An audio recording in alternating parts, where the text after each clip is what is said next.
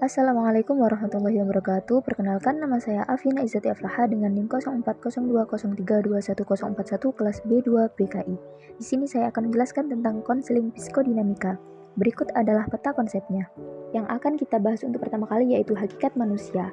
Hakikat manusia dalam teori yaitu manusia sebagai ciptaan Tuhan dan manusia sebagai individu dan makhluk sosial.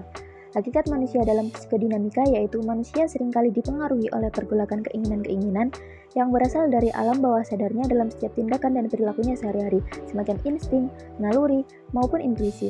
Hakikat konseling dari konseling psikodinamika adalah sebagai proses reedukasi kepada ego agar menjadi lebih realistik dan juga rasional. Selanjutnya yaitu perkembangan perilaku. Struktur kepribadian manusia.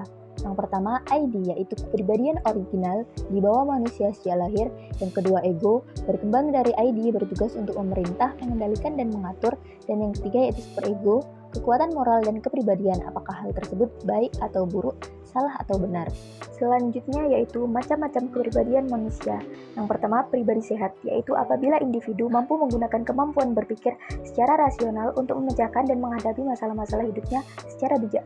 Yang kedua, pribadi bermasalah, yaitu tingkah laku yang didasarkan pada cara berpikir yang irasional. Kemudian, mekanisme pertahanan ego, berfungsi untuk membantu individu dalam mengatasi kecemasan dan mencegah ego, terdiri dari 9 macam, yaitu penyangkalan, proyeksi, fiksasi, regresi, rasionalisasi, sublimasi, displacement, represi, dan formasi reaksi. Selanjutnya yaitu kondisi pengubahan.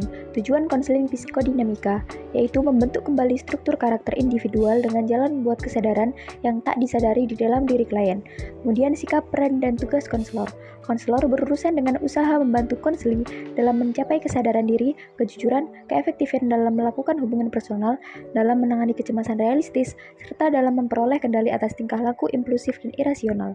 Sikap, peran, dan tugas konseli. Konseli harus bersedia terlibat dalam proses konseling yang intensif dan berjangka lama, serta mengikuti setiap tahap konseling. Konseling juga harus bersedia tidak mengubah gaya hidupnya selama periode konseling, serta ada kemauan untuk melibatkan diri dalam proses terapi atau konseling. Situasi hubungan konselor dan konseli.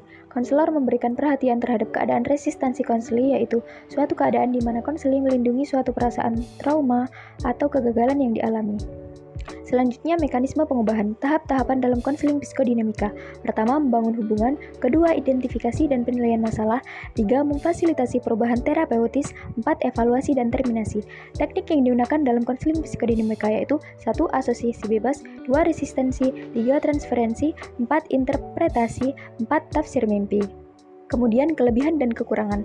Kelebihan dalam teori dan pendekatan konseling psikodinamika yaitu lebih intensif waktu, memiliki kesesuaian yang tinggi antara teori dan teknik, menjelaskan kepribadian manusia secara komprehensif dan kompleks, mampu membuat klien mengetahui masalah apa yang selama ini tidak disadarinya, dan lain-lain. Kekurangan dalam teori dan pendekatan konseling psikodinamika yaitu dianggap meremehkan kompleksitas dorongan hidup dalam diri manusia, pandangan yang terlalu determinisme dinilai terlalu merendahkan martabat kemanusiaan, dianggap cenderung meminimalisir rasionalitas, dan tidak efisien dari segi waktu dan biaya, dan lain-lain.